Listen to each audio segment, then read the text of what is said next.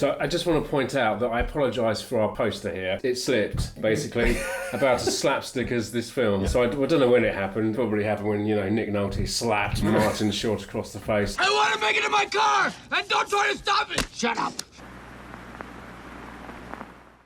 Three Fugitives is a 1989 release comedy directed by Francis Veber. Nick Nolte stars as Daniel Lucas, who's just finished a 5-year stint in prison for armed robbery. As he comes out, he's met by Detective Dugan, who makes it clear that he doesn't think Lucas is going to be able to go straight and resist robbing another bank. Lucas has a cheque from the prison. It's like 25 cents a day or something for doing laundry. He wants to go and pay that into a bank, so he accepts a lift from Dugan to a bank, and Dugan thinks he's going to rob the bank. But he goes in there to cash his cheque in and open an account. While he's in there, Ned comes in, played by Martin Short, to rob the bank. He ends up taking Lucas hostage.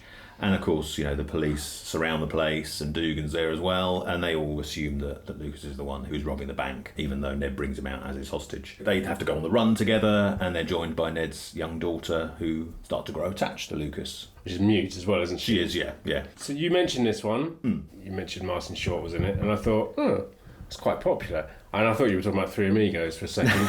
I hadn't heard this at all. I remembered it because I've been watching Only Murders in the Building. I don't know if you watched that. Oh, Steve Martin. Yeah. We've been catching up on it. I think season 3's just started, but we haven't watched season 2, so we're catching up on season 2. And in the last episode of season 2, I think he makes some comment about, his hair's all messed up, and he makes a comment about how he looks like Nick Nolte. And I thought they made a film together, didn't they? Well, I'm 99% sure I saw it, sometime in the early 90s. Yeah. Yeah, I thought I need to see it again, because I remember it being, quite amusing. So that's why I picked it. Little background on why I picked it. Oh, that's cool. It did make me go back and watch Father of the Bride as well, and Part 2, which I didn't think was as funny as this, to be honest. So I had never seen it. I'd never even heard of this before. I mean, they're both great actors. Nick Nolte's great. Obviously turned up in things like 48 Hours and another 48 Hours and things like that. So he's kind of used to the buddy. I mean, this is it's not buddy cop, but they're kind of buddy crims, aren't they? Yeah. And it's kind of typical 80s fare. I quite enjoyed it, actually. I had there's some very funny stuff in it. There's some, Martin Short's a very funny actor. He gets slapped around a lot. He gets slapped around a lot, yeah. If you're not feeling up to it, I'd be happy. And Nick Nolte's obviously a big guy, and he's got big hands, and when he slaps him in the face, you feel... that's the thing.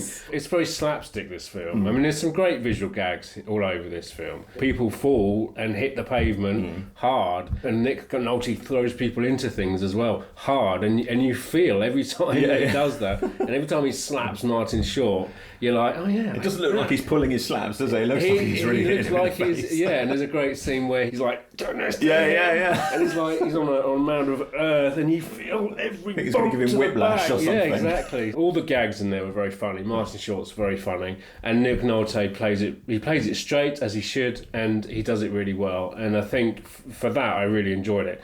I just found all the bits between the gags felt a bit empty to me. Maybe the pacing was slightly off, and the editing didn't quite hit all the time.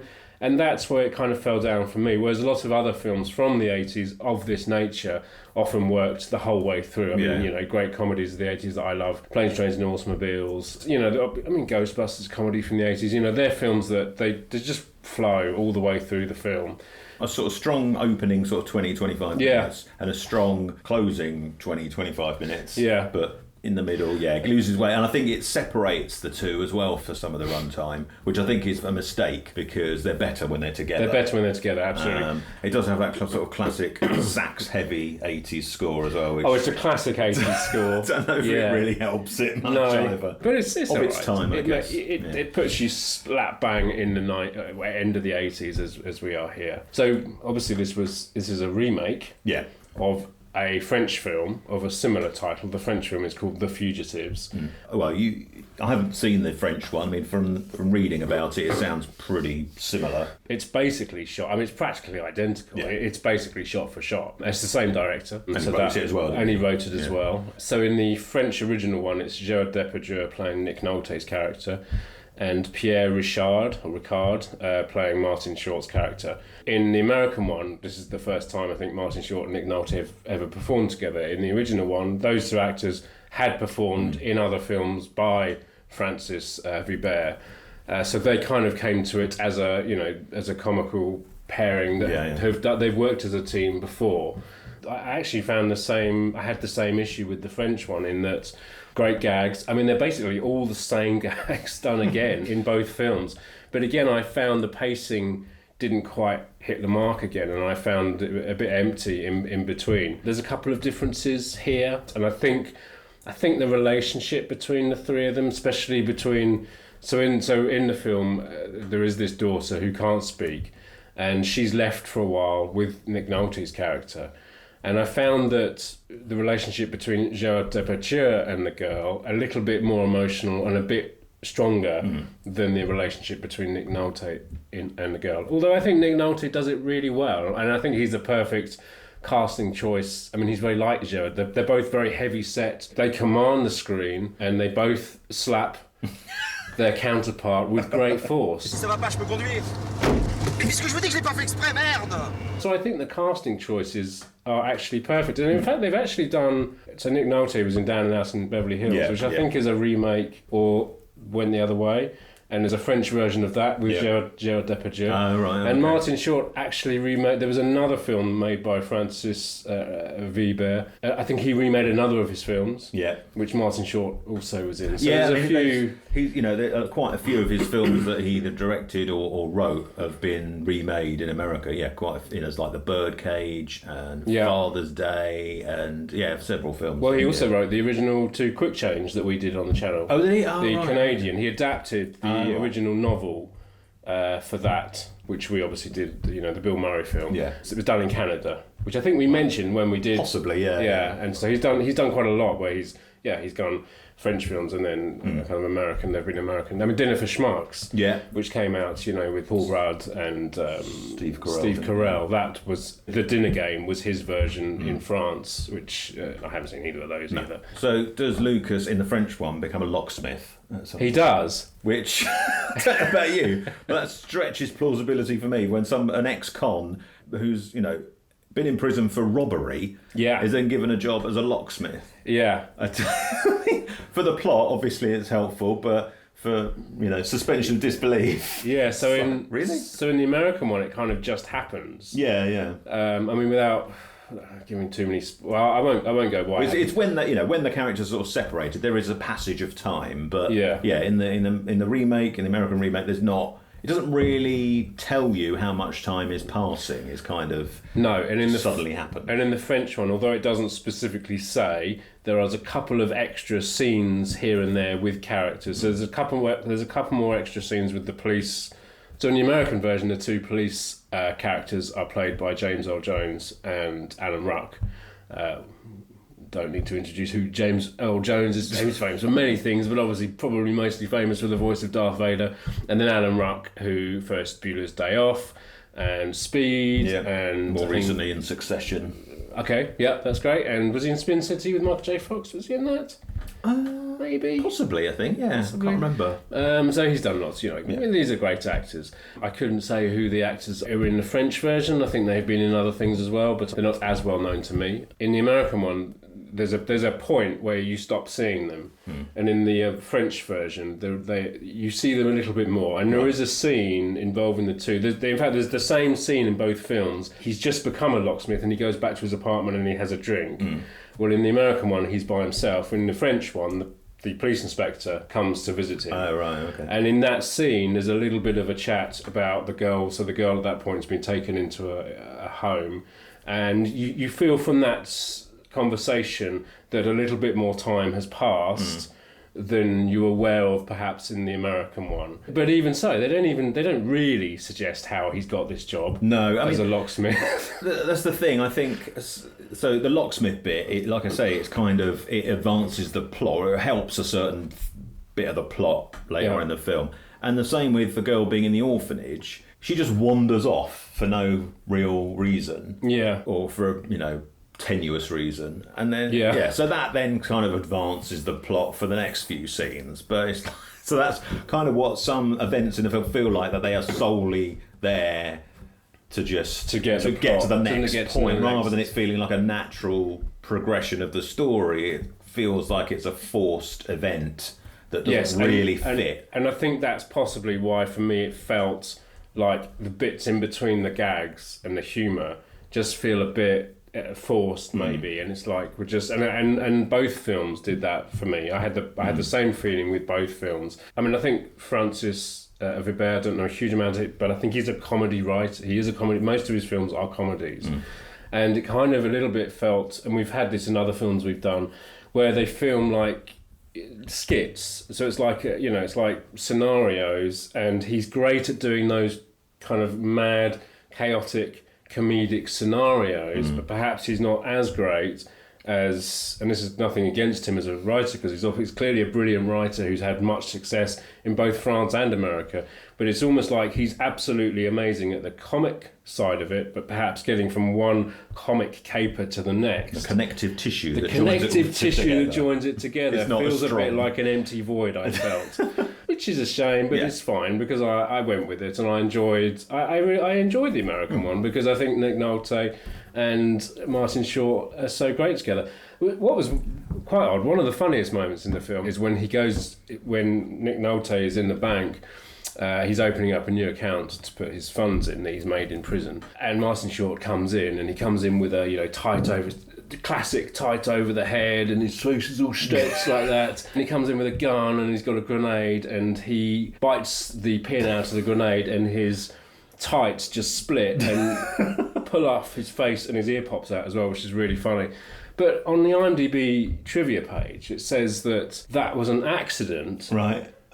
And it wasn't supposed to happen, and he said that the director was like, that sometimes God is looking over us or something. But the same gag happens in the French one. So right. Oh, okay. I thought that was it can't have been an accident if it happened in the French one as well. Unless it was an accident in both of them, I don't know. Who knows? I mean, talking about potential goofs that were kept in, just before that, when James Earl Jones and Anna get the call that the bank is being robbed, the bank that they've just dropped Lucas off at, they're outside a little deli or whatever having lunch. When they get the call, he grabs the siren light. I don't know what they call a cherry or something. He slams it on the top of the car and it breaks. Some of the plastic breaks off it and flies off. Right. It looks like an accident that he's just, when he's acting the scene, he's just done it with real force because he showed that, he's, oh my God, he's robbing the bank, we've got to go fast. Yeah. I half expected when they got to the bank that it would be fine, it would be all intact, but it wasn't. It was still broken. It was still breaking. And he rips it off and chucks it into the car. And it's like, was that intentional, or was that just did they just keep it in? I don't know. Yeah. Well, in the original, again, in both films, because they are practically the same, there's a great scene where, without giving everything away, there is a scene in there where Martin Short is kidnapped by some heavies that knew Lucas before he was incarcerated. And so he goes to get him back, and he basically drives a big van through the front of this bar that they own, crashes right through the window, which has been done many times before. So it's Terminator, he crashes the police car through the police station, doesn't he? And it goes crashing into the bar and sends Bruce McGill crashing through the back wall of the bar, landing in a toilet. And it's some force that this van comes through. The same thing happens in the French original. It doesn't actually throw him through the back wall. But what happened on set was that the van came through, and apparently the tether, the wire holding, stopping the two from colliding, broke. Oh, God. And they basically drove this van into the stuntman who was behind the bar. He was okay, but I think they dropped their salary so that he could get paid more money out of it. Because it's like this massive van coming and crashes through. God. That's what's great about all the comic stuff in here. Like I said before, you feel it, but it's quite some exciting stuff in here. I mean, there's another moment where they drive a van into like a fence, and they both literally, the van goes into it, and the whole thing jumps up, and it's like that is actually Nick, because the camera doesn't cut. No, it's and Martin Short and Nick Nolte jump out, don't break character, and just carry on. It's got some great stuff in there. I think it's just a shame that the bits in the connective tissue, as you say, doesn't hold it completely together. Yeah. There's also a cameo from Brian Thompson, basically doing the same thing he did in the Terminator, which I just mentioned. Which is quite a funny scene. Brian Thompson obviously went on he was the heavy in X-Files, wasn't he? He was the alien in that. He's literally the same, almost the same line. He's like, give me your trousers. And we must mention it was Kenneth McMillan, is it? He plays Dr. Horvath, who's the crazy vet who has to work on Nick Nolte, who's been shot in the leg. And thinks he's a dog. It's a very strange scene. But yeah, that was his last film. He died shortly before it came out. I mean, he's probably most well known for being Baron Harkonnen in David Lynch's Dune. That was a funny scene as well, actually, where he brings in, after he's dealt with him, and he brings in some like a dog bottle, with some dog food, and just like pours it out, and Nick Nolte's just like, what the hell is going on here? So you have this on DVD, don't you? Yeah, I picked it up off eBay recently. I mean, you can stream it. It's on Amazon. I think you can rent it or buy it digitally. It was produced by Touchstone Pictures and distributed by Buena Vista Pictures, both of which are Disney companies. I would have thought it would be on Disney Plus at some point, maybe. I don't know. Yeah. Who can tell with these streaming services? But yeah, I mean, it's not exactly a highly sought after film. But No. That was the point of Disney Plus. It was supposed to be like, they said, it's our archive. We're going to put everything on there. It's going to be our archive. And lo and behold, they're now removing stuff they put on a couple of months before. So, good archive.